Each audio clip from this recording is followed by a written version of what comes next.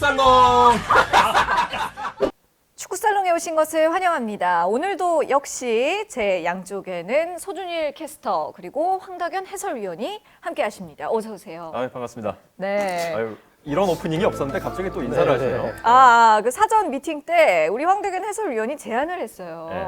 왜 스튜디오 옮기고 나서부터 인간미 없게 근황 토크를 안 하느냐. 예. 그래서 근황 실컷 말씀하시죠. 어떻게 지내셨나요? 굉장히 많은 그 MSG가 좀 들어갔네요. 인간미 없다. 이런 얘기 한 적이 없습니다. 이거는 아마 본인의 생각의 확률이 굉장히 높고요. 잘 지내셨나요? 한 주 동안? 구독. 그냥 그게 중요한 게 아니고 우리 또 이제 소주일 캐스터께서 한층 더 저희 방송에 전문성을 더해줄 수 있게끔 어허. 이 중계진, K리그 중계진에 또 합류했다는 아주 기쁜 소식이 있지 않겠습니까? 아유, 고맙습니다. 예. 경축들이 옵니다. 반갑습니다. 예. 좋아요. 많은 분들이 반가워하시던데요. 아, 반응 그러니까 보니까. 예, 정말 감사하게도 저를 아직까지도 K리그 쪽에서 기억을 해주시는 분들이 계시다는 것에 굉장히 좀 놀라면서 갔다 왔는데 자주 현장에서 뵙도록 하겠습니다. 예. 네, 또 K리그 뭐 중계 일정 잡히시는 대로 또 저희 방송에서도 이야기도 해주시고요. 네. 예, 원이든 투든 예, 우리 K리그는 모두 한 마음이니까요. 네.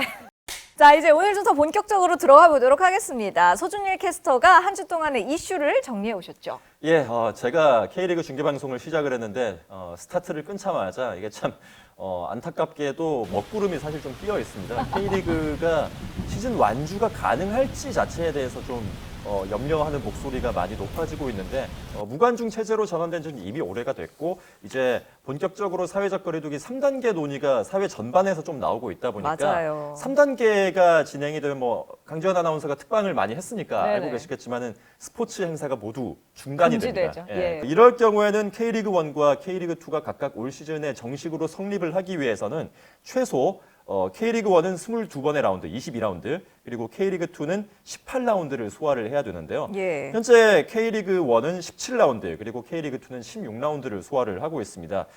K리그 2는 성립이 얼마 남지 않았습니다만 K리그 1 같은 경우에는 조금 불안한 상황이죠. 5경기나 더 해야 되니까요. 그렇죠. 그래서 K리그 1과 K리그 2가 성립과 불성립이 각각 됐을 때 이 가장 문제가 되는 것이 역시 승격과 강등, 이것을 어떻게 결정을 할 것인가가 이거에 따라서 좀 많이 얽혀 있는데, 물론 K리그 1과 K리그 2가 그대로 성립을 하게 된다면 기존에 저희가 알고 있던 대로 똑같이 진행이 됩니다. 일단 상주가 기본적으로 강등이 되고 상주가 12위를 할 가능성이 지금으로선 거의 없잖아요. 그러니까 상주 포함 12위 팀이 강등이 되고 K리그 2에서 역시 두 팀이 승격을 하는 그런 구조가 그대로 이어지게 되겠는데, 상주가 12위 이상일 경우 11위까지 랭킹이 되는 경우에는 상주 플러스 12위 팀, 그러니까 강등되는 팀은 똑같이 있습니다. 근데 문제는 승격팀이 없습니다. 그러니까 다음 시즌 같은 경우에는 K리그 1은 10팀, 그리고 K리그 2는 12팀 체제로 맞이를 하게 되는 것이 되겠고요. 또 이렇게 흔치 않은 풍경이 펼쳐지겠네요. 그렇죠. 그러다 보니까 아무래도 이 매 경기가, 매 라운드가 어쩌면 마지막이 될지도 모른다라는 그런 생각을 구단들이 할 수밖에 없겠습니다. 사회적 거리두기 3단계가 언제 시행이 돼도 사실 지금은 냉정하게 얘기해서 이상하지 않은 상황이기 때문에 이 상태에서 만약에 리그가 중단이 되고 상황이 나아지지 않아서 결국은 그 위치에서 끝이 나게 된다면 그 라운드의 순위 자체가 그 시즌의 올 시즌의 마지막 순위가 되기 때문에 그렇죠. 한 점 한 점이 굉장히 좀 중요해진, 어느 때보다도 중요해진 최근의 상황이라고 볼 수가 있겠고요. FA컵 4강전 역시 원래는 홈앤어웨이 방식으로 준비를 했습니다만 단판으로 또 바뀌었습니다. 9월 23일에 단판으로 진행이 되고 전북 대 성남, 그리고 울산 대 포항의 동해안 더비가 FA컵 4강전으로 준비가 되어 있고요. 결승전은 예정대로 홈앤어웨이로 그대로 진행이 되겠습니다만 아직까지 일정은 확정이 되지 않았습니다. 아시아 챔피언스 리그 그리고 스플릿 라운드의 파이널 라운드의 그 일정에 따라서 또 차후에 결정이 되겠습니다. 자, 그리고 또 새로운 입단 소식이 있네요. 네.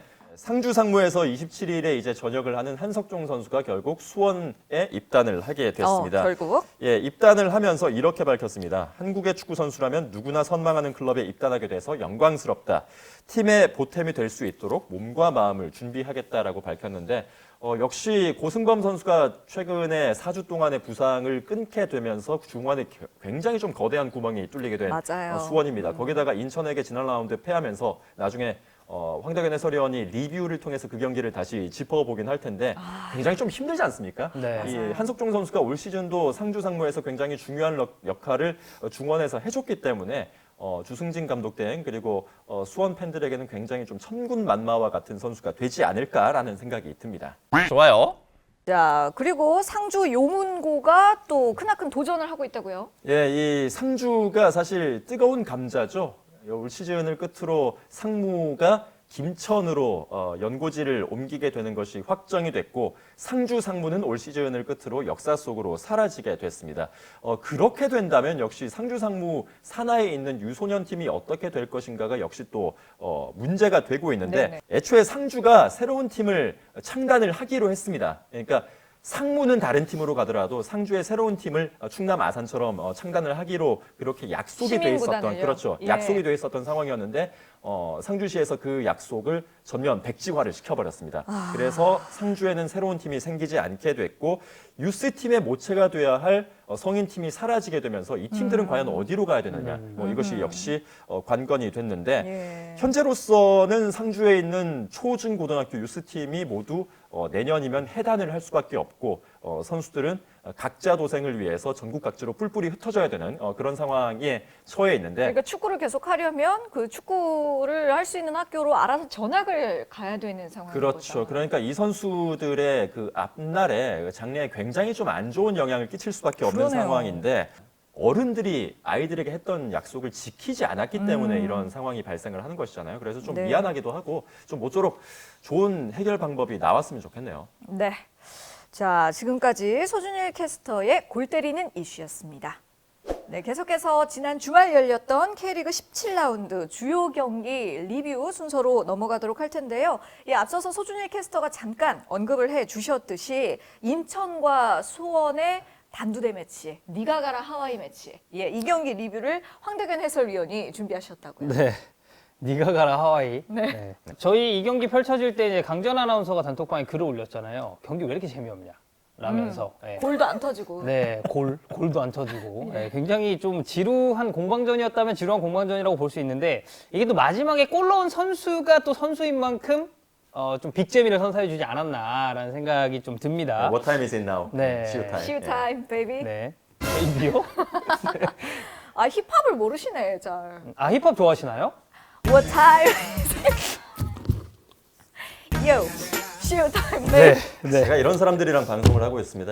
라인업에서 특별한 점은 인천 같은 경우는 지난 경기 또 첫 승을 신고했었던 3백을 그대로 유지를 했습니다. 김도혁 선수가 3백 앞쪽을 보호하는 수비형 미드필더 역할을 맡았고 강윤구 그리고 김준엽 선수가 좌우 윙백, 김도혁과 더불어 활동량이 많은 지원학 선수를 중원에 배치하면서 이 앞선에서의 싸움을 노렸었던 인천이 되겠고요. 수원 같은 경우는 경미한 부상으로 인해서 지난 전북전에서 결장했었던 헨리 선수가 수비 라인에 돌아왔습니다. 네. 그리고 임상엽 선수가 굉장히 오랜만에 우측 미드필더로 포진을 하게 됐고요. 염기훈 선수는 중앙 미드필더 그리고 원톱은 지난 경기 김건희 선수에서 타가트 선수로 변경이 됐습니다. 양팀 모두가 출전 정지 선수는 없었기 때문에 좀 완성된 전력으로 임했다고 볼 수 있었던 한판 승부였는데 그리고 그만큼 중요한 경기이기도 하고요. 그렇죠. 승점 6점짜리 경기다라는 표현이 정말 잘 어울리는 양팀의 경기였고요. 인천은 아길라르 선수를 전진 배치시키면서 무거사 선수와 투톱 형태를 구축을 했습니다. 이게 정확하게 따지면 아길라르 선수가 약간 밑동선을 가져가면서 상당히 좀 프리롤스러운 움직임을 보여줬기 때문에 무거사 선수의 이제 원톱이라고 볼 수가 있겠는데 지난 경기와 마찬가지로 3백을 사용한 인천이 되겠습니다. 근데 상당히 공격적이었죠. 이 조성원 감독이 활동량 좋은 두 명의 미드필더 김도혁 선수와 지원학 선수를 이제 중원에 풀어놓은 게 어느 정도 효과를 좀 보지 않았나 싶습니다. 아무래도 인천은 무고사 선수의 결정력이 약간은 아쉬웠는데 전체적인 경기 자체를 인천이 약간은 주도하는 흐름이 있었다라고 봐주시면 되겠습니다. 예. 이 아길라르 선수의 볼터치가 다소 적은 점이 아쉬웠는데 이게 지원학 선수와 김도혁 선수의 활동량으로 커버가 되다 보니까 특히나 이 지원학 선수 같은 경우는 인천 공격의 활로를 아주 활짝 열어주는 역할까지도 담당을 하게 됐습니다. 미드필더진의 활동량은 지금까지 말씀드렸었던 것처럼 인천이 수원보다는 월등하게 앞서 있었고요. 그러다 보니까 이 수원이 공을 탈취한 이후에 전진하는 움직임을 가져감과 동시에 인천의 압박이 시작됐습니다. 생각보다 이 압박이 수원을 상대로 굉장히 잘 먹혀드는 모습을 보였었던 인천이 되겠습니다. 이게 네. 고승범 선수가 빠지다 보니까 네. 역시 뛰어줄 수 있는 선수가 한 명이 없어진 거고 염기훈 선수가 중앙에 들어오면 아무래도 역시 활동량이 줄어들 수밖에 없겠죠. 뭐 그렇죠. 그런 차이가 좀 확실히 중원에서는 났던 것 같아요. 네네. 그러니까 이게 사실 조성원 감독이 선수들의 인터뷰를 놓고 보면 규율을 굉장히 강조하는 감독이라고 합니다. 이 원팀을 목표로 다 함께 달려나가고 이 선수들 사이에서도 이제 우리 진짜 잔류할 수 있겠다라는 그런 희망이 조금씩 이제 생겨나고 있다는 얘기가 지금 들려오고 있거든요. 인천이 좀 생존왕 타이틀을 올 시즌도 유지할 수 있을지가 뭐 정말 궁금하긴 한데 이 수원 같은 경우는 지금 인천의 기세와는 정반대 행보를 보이고 있습니다. 주승진 감독 대행 체제 이후에 이날 경기 전까지 1승 1무 3패로 부진했었는데 이날 경기를 통해서 패를 하나 더 추가하게 됐습니다. 이 기간 동안에 득점이 단 2개에 불과할 정도로 결정력에서 심각한 문제를 드러냈었고요. 이날도 수원은 인천의 압박에 고전하는 흐름인데다가 제대로 공격 전개를 해내지도 못했습니다. 앞서서 이 소준일 캐스터가 말씀해주신 대로 고승범 선수의 이탈이 굉장히 아쉬운 부분입니다. 올 시즌 이 인천전을 제외하고 전 경기에 나서면서 이 본인의 장기인 활동량을 바탕으로 공수 양면에서 많은 공헌을 또 해준 선수가 고승범 선수인데 지금 4주 정도의 부상이 있다고 하니까 이 4주면 사실 리그 라운드로 따졌을 때는 4라운드거든요. 이게 그 기간 동안에 수원이 승리를 통해서 획득할 수 있는 승점은 무려 12점입니다. 이 점을 따져봤을 때는 고승범 선수의 공백이 지금 현 시점 수원 입장에서는 가장 뼈아픈 부분일 수밖에 없겠고요. 거기에 이제 주중 라운드까지 새로 또 생겼으니까 더 늘어납니다. 그렇죠. 네, 그러니까 좀 진짜로 타격이 큰 게 고승범 선수의 이탈인 것 같아요. 지금 전체적으로 봤을 때 수원에서는 고승범 선수뿐만이 아니라 최성근 선수까지도 빠져 있다는 이 점을 놓고 봤을 때는 정말 중원에 마땅히 쓸 선수가 없다라고 해도 이게 정말 변명이 아닐 정도로 너무나 좀 큰 공백이 아닌가 싶습니다. 이 공격 지역에서 가장 영향력을 그래도 발휘했었던 선수는 이 염기훈 선수입니다. 근데 이걸 반대로 바꿔 말하면 이게 결국 수원의 문제점이거든요. 그러니까 이 수원이 지금 염기훈 선수에게 의존하는 이 의존도 자체가 너무 높은 게 공격진에서의 가장 큰 문제라고 이제 좀 생각이 들고요. 이 송시우 선수가 아무래도 이게 시즌 마수거리 골이었고 이날 경기 굉장히 힘들었었던 그 인천의 상황을 생각하면서 약간 좀 울컥하는 모습을 보였는데 네. 이날 경기 공교롭게도 또 수원을 상대로 시우타임이 발동이 되면서 인천이 첫 승을 챙겨가는 모습을 보였습니다. 네. 사실 이날 경기는 경기가 좀 진행되는 내내 한 골 싸움이 될 법한 조짐이 좀 보였었는데 결과적으로는 인천과 수원의 격차는 3점으로 좁혀지게 됐고요. 수원은 2457일 만에 인천 원정에서 패배하는 아픔을 안게 됐습니다. 예, 이렇게 해서 인천과 수원의 피말리는 한판 승부. 예, 송시우 선수의 골로 인천이 승리를 가져갔다는 소식 전해드리면서 리뷰 순서 마무리하겠습니다. 계속 기침을 하니까 제가 기침을 했다고요? 요새 같은 시국에 아니죠. 재채기와 기침 다른 겁니다, 선생님. 감기 약을 먹었대요. 그럼 우리 마스크 쓰고 해야 되는 거 아닌가? 그 앞에 계신 우리 제작진 여러분들도 다들 떨고 있습니다. 저 보세요. 그냥 기분 좋으신 것 같은데요?